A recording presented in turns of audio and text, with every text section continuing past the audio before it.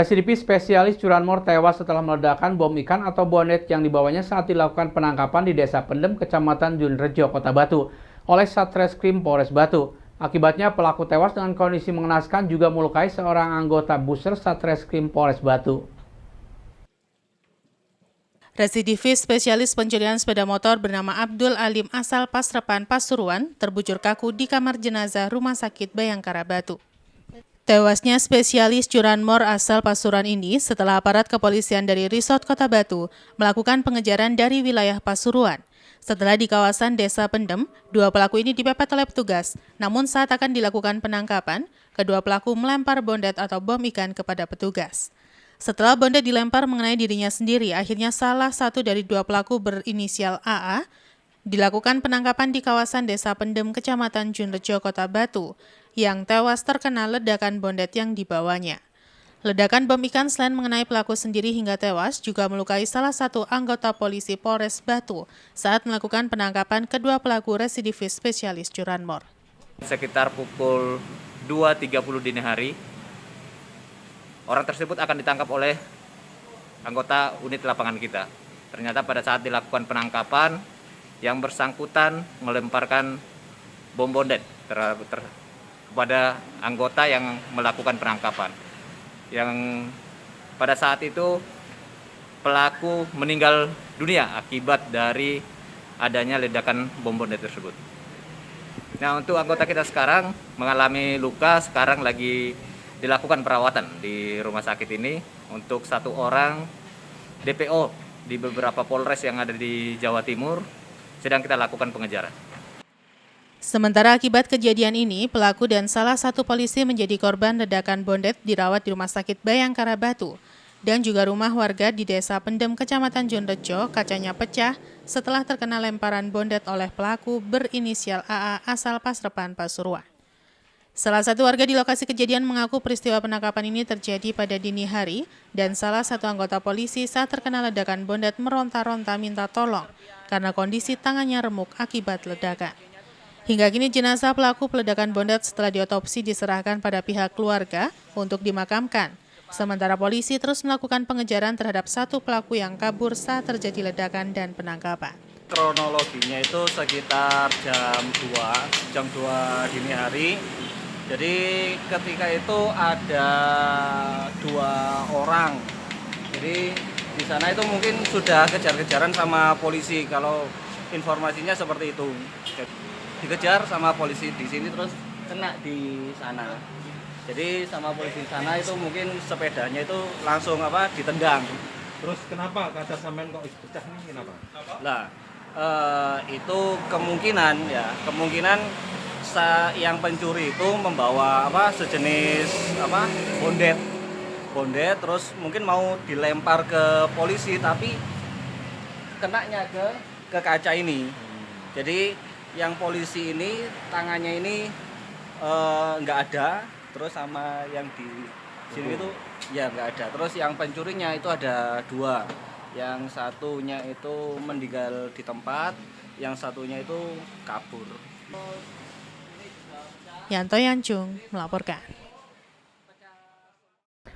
Hujan deras disertai angin kencang yang terjadi di Kota Malang Selasa sore mengakibatkan sebatang pohon tumbang dan menimpa seorang pengendara sepeda motor yang sedang melintas. Selain menimpa pengendara motor, dua rumah warga juga rusak akibat tertimpa pohon. Peristiwa pohon tumbang membuat akses jalan di Jalan Raya Bandulan sempat ditutup total. Sebatang pohon akasia putih berukuran besar yang tumbuh di pinggir Jalan Raya Bandulan, Kecamatan Sukun, Kota Malang. Selasa sore kemarin tumbang akibat hujan deras yang disertai angin kencang.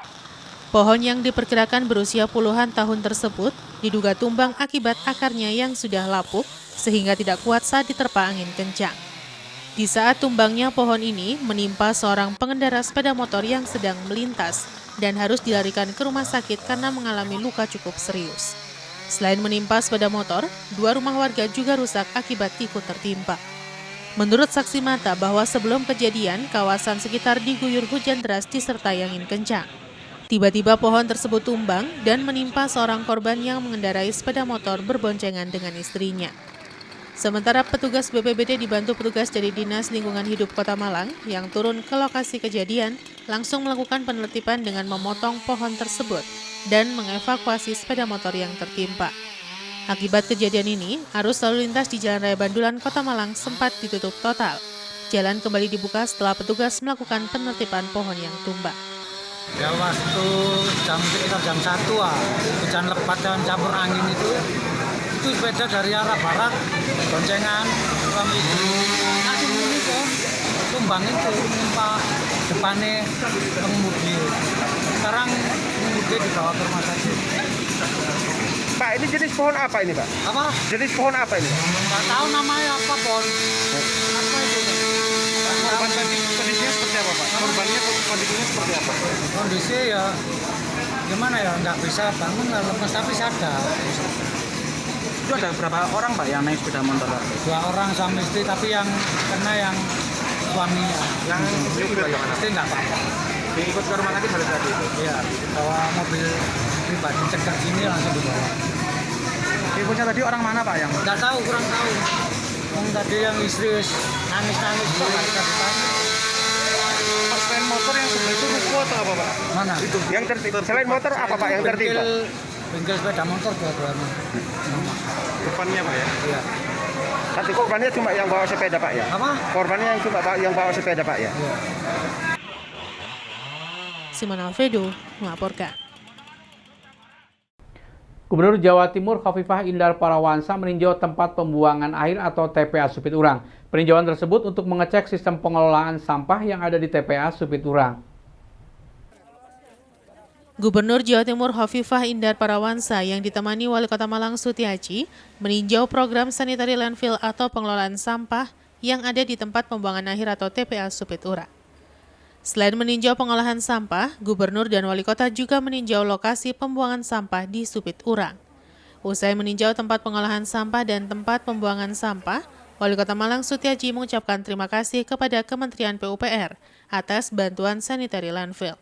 Ia berharap dengan sanitary landfill atau pengelolaan sampah ini, nantinya dapat mengolah sampah yang ada di TPA Supit Urang, sehingga mengurangi volume sampah di kawasan TPA Supit Urang. Wali Kota juga menghimbau masyarakat agar dapat membuang sampah pada tempatnya dan dapat memilah sampah dari rumah. Kami daerah yang ditunjuk dan kami memberikan apresiasi dan terima kasih karena beberapa tahun yang lalu kami berpikir ini pengembangannya kemana karena lahan kita sudah habis ini. Ada pengembangannya di sana, sudah penloknya, sudah penentuan lokasi, tapi itu di titik kabupaten. Dengan adanya ini berarti kami berpikir 5 tahun ke depan harus berpikir lagi karena kapasitas ini adalah untuk 5 tahun ke depan. Adapun tadi kalau sudah terima dan kami segera laksanakan, kami masih nunggu tenaga-tenaga terampil yang sekarang sudah melalui pelatihan.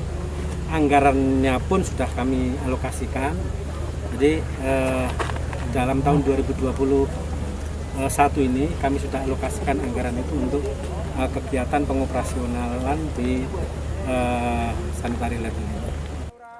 Sementara Gubernur Jawa Timur yang melihat langsung lokasi pengolahan dan pembuangan sampah, mengatakan proses pengelolaan sampah ini mampu memberikan keuntungan ganda bagi Kota Malang. Salah satunya bisa mensuplai pupuk kompos bagi petani, sehingga bisa memberikan nilai tambah. Sanitary landfill ini bisa mengolah hingga 400 ton sampah perharinya. Selain mengolah sampah menjadi pupuk kompos, rencananya di TPA Supit Urang bisa dimanfaatkan menjadi pembangkit listrik tenaga sampah atau PLTS. Sampah yang ada di Kota Malang, kemudian diolah di sini, insya Allah nanti sehari bisa mengolah 400 ton sampah. Satu lagi ada di Sidoarjo. Lalu multiplier profitnya menurut saya. Kalau tadi teman-teman melihat ada building khusus untuk menyiapkan kompos dari proses sorted yang dilakukan. Jadi kalau misalnya kita bisa mendapatkan suplai kompos lebih signifikan, kita bisa membayangkan terdekat saja dari Kota Malang, berarti Kabupaten Malang dan Batu bisa makin meningkatkan produk pertanian dengan format organik. Ini sangat sehat dan tentu nilai tambah bagi petani juga makin tinggi. Nah, kalau nanti di Sidoarjo juga seperti ini sama. Sidoarjo juga daerah selain industri pertaniannya juga signifikan, sehingga kompos dari proses pengolahan sampahnya bisa digunakan untuk memaksimalkan pupuk organik. Itu salah satunya. Ke Polres Simon Alfredo melaporkan. Terima kasih Anda masih bersama kami Info 7 Malang Raya. Banyak mengalami kerusakan akibat banjir beberapa waktu yang lalu. Menjelang pergantian musim, para petani berharap ada bantuan pemerintah untuk perbaikan lahan yang rusak di sepanjang aliran Sungai Konto. Petani di sepanjang aliran Sungai Konto di wilayah Pujon dan Ngantang, Kabupaten Malang, banyak mengalami kerugian besar akibat lahan dan tanaman hilang terbawa banjir. Lahan semakin menyempit dan perlu perbaikan agar bisa difungsikan kembali. Kerusakan lahan pertanian ini bervariasi mulai dari rusak ringan, sedang, dan berat, sehingga untuk yang rusak berat membutuhkan waktu dan biaya yang tidak sedikit. Lahan pertanian yang produktif sebagai tempat menanam berbagai jenis sayuran mengalami kerusakan sehingga untuk jangka waktu tertentu belum bisa difungsikan sebelum ada perbaikan.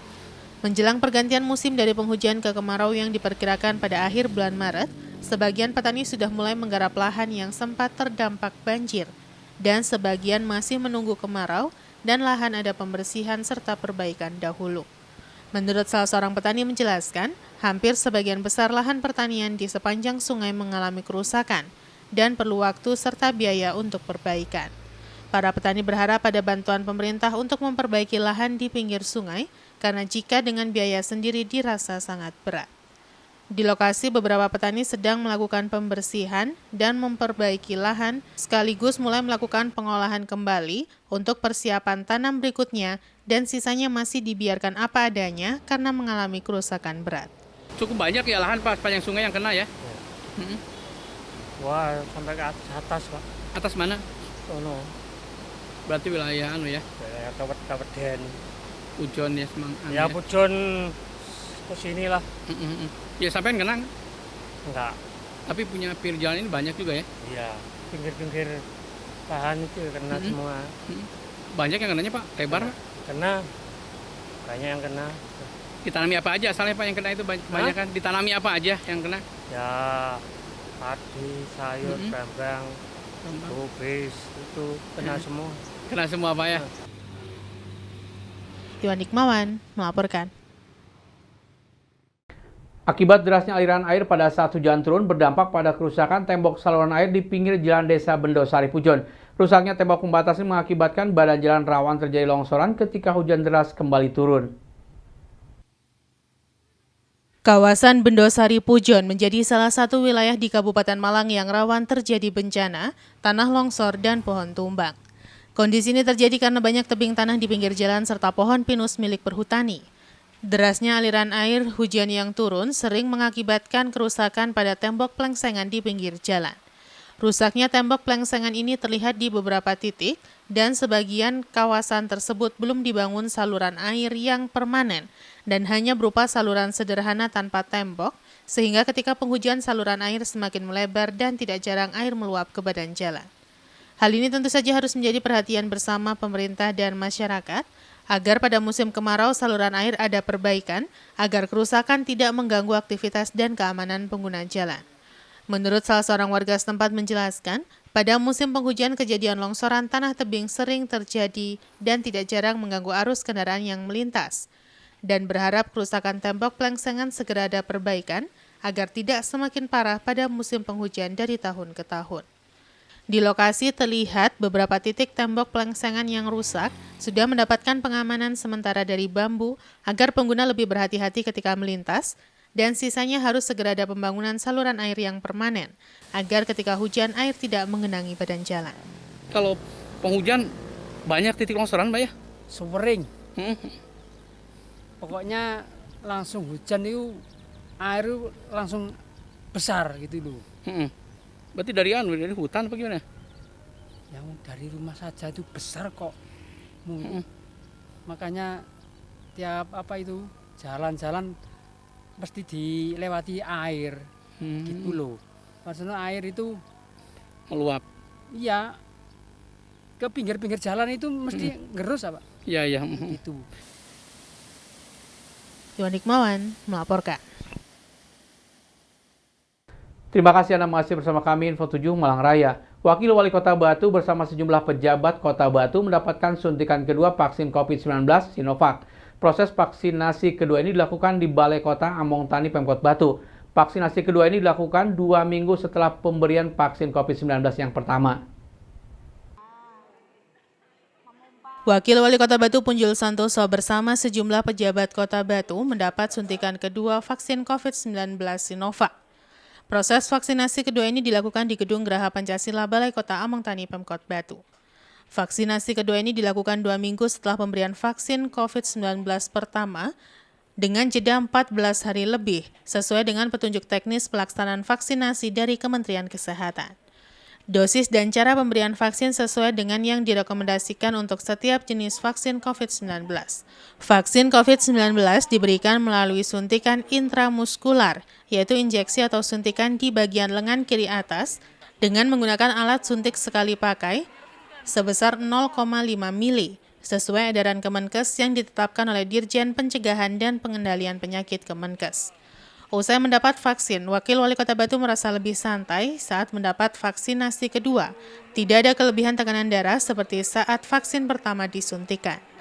Wakil Wali Kota menambahkan, jika selama 2 minggu setelah mendapat vaksin, tidak ada kendala kesehatan apapun yang dirasakan, dan diharapkan agar masyarakat yang masih takut atau khawatir terhadap vaksin, yang memang bertujuan baik untuk kesehatan dan kekebalan imun terhadap COVID-19, seperti tidak vaksin yang takut pertama, lagi. bahwa di vaksin ini tidak terasa sama sekali. Semacam digigit semut lah semacam itu. Saya tadi makanya heran ada staf yang sampai dipegangi ada 4 orang, dia sangat takut. Tapi yang namanya orang itu kan beda-beda. Tapi saya berharap kepada seluruh masyarakat Kota Batu, manakala sudah mendaftar dan mendapatkan kuota untuk bisa vaksin, segera ikut vaksin. Kepala Dinas Kesehatan Kota Batu mengatakan, secara umum tidak ada perbedaan dengan pemberian vaksin termin pertama. Meskipun vaksin tahap 2 dituntaskan, namun tidak seluruh ASN sudah divaksin. Hingga kini vaksinasi belum mencapai 50% untuk ASN Pemkot Batu. Kalau ASN kita masih mungkin sekitar 30% ya, masih banyak. Karena kemarin kita juga untuk masyarakat, tokoh agama, tokoh masyarakat juga, dan pedagang, guru kita sudah mulai sasar juga.